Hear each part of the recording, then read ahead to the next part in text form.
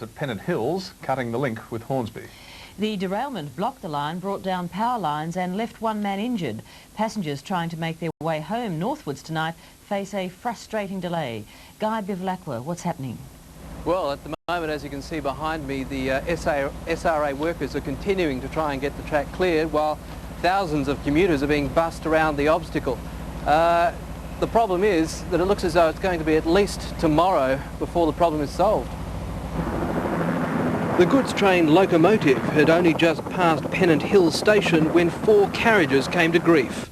They apparently clipped an overhead stanchion, bringing it and high voltage power lines crashing down. The carriages then jumped the rails. I saw one of the steel stanchions going up in the air and a lot of dust and very loud noise, and then the carriages were rolling over. And it looked pretty bad to me. It was lucky there was no passenger trains. A man working nearby was lucky to escape serious injury as metal and wire collapsed around him. He was taken to hospital with a suspected broken ankle. The impact also split a tanker carriage, and the fire brigade cordoned off the area until the chemical leaking out could be identified. They assured us that it's not toxic, that it is quite normal for it to solidify when it meets with the atmosphere. The accident brought down hundreds of metres of wires and buckled the track. Another goods train travelling in the opposite direction was also damaged, its overhead electrical gear ripped off by the collapsing wires. But the main concern for the SRA is tonight's peak hour services. It's certainly got very major ramifications for the peak services. If we get late restoration late tonight, probably in the order of 100, 120 services.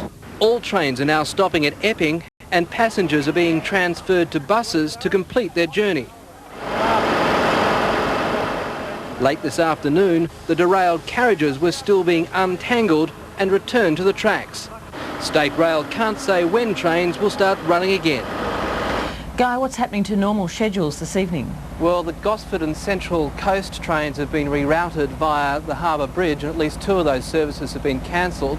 As for the rest, Staterail believes it'll be at least lunchtime tomorrow before they have this section cleared again.